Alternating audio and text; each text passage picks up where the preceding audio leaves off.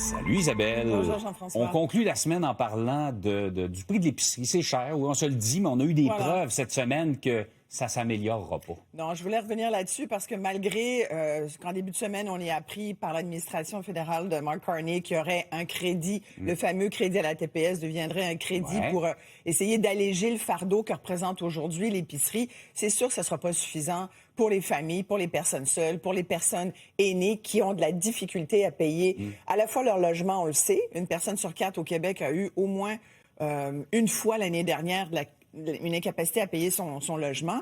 Mais là, ce qu'on voit, c'est que l'inflation alimentaire, puis on l'a vu en début de semaine avec Métro qui disait, écoutez, on n'a pas le choix de dégeler les prix qui avaient été gelés. Il n'y en avait pas tant que ça, là, j'avoue, là, j'ai vraiment cherché beaucoup. Il n'y en avait pas tant d'aliments dont le prix avait été gelé. On disait que c'est les conserves, les pâtes, ces choses-là. Oui, des marques maison surtout. Ouais. Mais là, ce qu'on voit... Puis là, j'ai beaucoup entendu ça cette semaine, j'ai des collègues qui ont écrit là-dessus et tout. Arrêtons de dire que l'épicerie coûte cher. Et moi, j'ai envie de dire non. N'arrêtons pas de dire que l'épicerie coûte cher. C'est la seule pogne qu'on a, nous, consommateurs, citoyens, contribuables, pour exprimer notre désaccord et le fait qu'on a de la difficulté à arriver. Écoute, je voulais en parler parce que j'étais à Beauce hier, j'étais allée faire l'épicerie. Là, j'ai sorti mes factures des dernières semaines, des derniers jours. Hier, écoute, je regarde tes factures, on dira pas c'est de où, mais c'est pas le moins cher. Ben non, mais c'est le plus proche, tu sais. Fait que, tu sais, au travail, on n'a pas toujours le temps. Non, mais c'est un bon commentaire que tu fais, parce que là, tu sais, moi, je n'achète qu'en spécial. Je regarde des circulaires, je me fais des listes. Oui. Mais là, avec la température qu'on a, moi, la ronde de lait en ce moment, je la fais moins, tu comprends? Fait que je paye mon lait, le prix qui est. Mais hier, il était en spécial, mon lait. Oui, mon 2 litres était à 6,79. OK. Du naturel québécois. Parce que ceux qui disent, arrêtons de dire que l'épicerie coûte cher, ça nuit à nos agriculteurs, ça nuit au marché local. On est en plein hiver. On le sait qu'il fait froid. Oui, c'est sûr que c'est difficile de seulement s'alimenter avec des patates, des navets, des carottes que tu as remisées de cet été, tu comprends? Alors, on n'a pas le choix d'acheter des choses qui viennent de l'extérieur. Je veux dire, je ne referai pas l'histoire ce matin en vous disant qu'on est complètement dépendant de façon alimentaire des autres pays. Alors, ça joue. Et là-dessus, on a effectivement peu de contrôle. Quant aux agriculteurs québécois et à tout le marché local, faut pas se tromper non plus. Tu sais. Je pense que les gens, aujourd'hui, si on veut aider l'entreprise locale, l'agriculture locale, il faut lui donner des moyens d'être compétitif, d'être concurrentiel. Moi, j'en reviens à ma facture d'épicerie. Tu sais, je me suis dit, voyons, j'en ai eu pour 200 piastres, Jean-François. Okay. J'ai même pas acheté de viande. J'avoue que j'avais 30 $ de saumon fumé congelé en spécial. J'en ai acheté 4 paquets, il était en spécial à 10 $ au lieu de 15 $.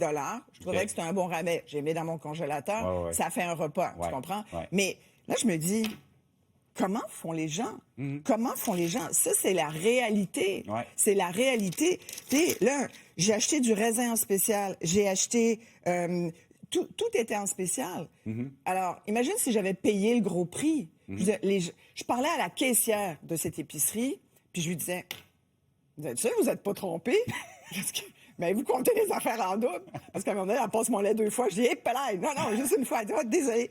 Elle dit, vous avez raison, tout le monde le dit.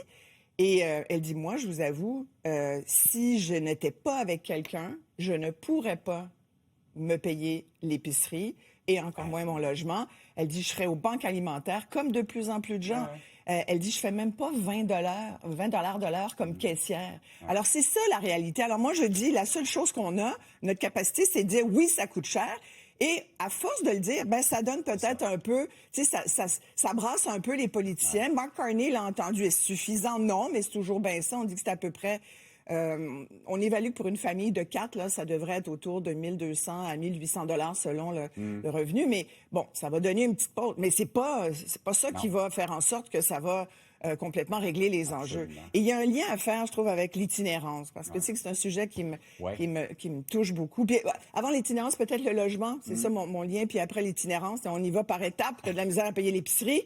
Tu as de la misère à te loger, puis finalement, tu te ramasses à la rue. Mais tu sais, sur le logement, je regardais encore ce matin une maison à Rosemont, un quartier devenu un peu gentrifié à Montréal. Le nouveau chic, c'est d'habiter à Rosemont. Mais tu sais, il y a chic puis chic. Une maison canadienne de 1940, 2 200 000 $. Moi, je dis, un instant. C'est Là, incroyable. t'as beau avoir dire, elle est clé en main, je l'ai toute refaite. Ouais. Voyons donc, ça n'a pas de bon sens. Et hier, j'avais un agent immobilier, Yannick Parent, qui a un balado aussi Ouais. sur Cube, et qui me disait, là, en ce moment, on est à des niveaux de surenchère, comme au moment de la pandémie, où Ah ouais, tout le ça monde doit être voulait avoir une propriété. Et J'ai nos parlé gens à qui une se disent, dame. on n'aura jamais accès à la Écoute, pour les propriété. premiers acheteurs, c'est terrible. Ouais. C'est vraiment, le marché est pauvre. C'est un marché de vendeurs. Pour les premiers acheteurs, c'est très, très dur. Les jeunes, je ne sais pas comment ils vont y arriver. Mais, tu sais, des 10 offres d'achat sur une propriété, 15 offres d'achat sur une propriété, c'est terrible. Et là, je voulais dire un petit mot Oui. sur mon curé de la rue, l'abbé Ouais. Paradis. Vous avez peut-être vu ça passer en exclusivité à mon émission à Cube à 13h. L'abbé Paradis est venu nous dire à quel point lui-même allait être finalement une victime d'itinérance aussi. Ça fait 37 ans qu'il aide les itinérants dans la rue. Il a repris l'œuvre de Pop. C'est le curé de la rue. Ouais. Je peux te dire, il dépense son maigre salaire de curé. Il dépense tout. Lui-même, il paye. C'est pas l'archevêché qui paye là, les bars puis les mitaines qu'on donne aux itinérants. Je vais régulièrement avec lui. Et lui est Il menacé est par le menacé Mont-Sort. d'expulsion. L'archevêché, en fait, c'est la paroisse où il demeure, qui lui dit, écoute, là, on peut plus te loger où tu es. C'est un logement qui n'a pas été entretenu. Ça coule de partout. Les pompiers disent, il faut que vous sortiez. Alors, il y a un GoFundMe qui a été fait pour lui. On essaie de lui trouver un logement. Mais ça montre à quel point l'itinérance, là, on est tous à deux bad luck Absolument. de tomber dans la rue. Ouais.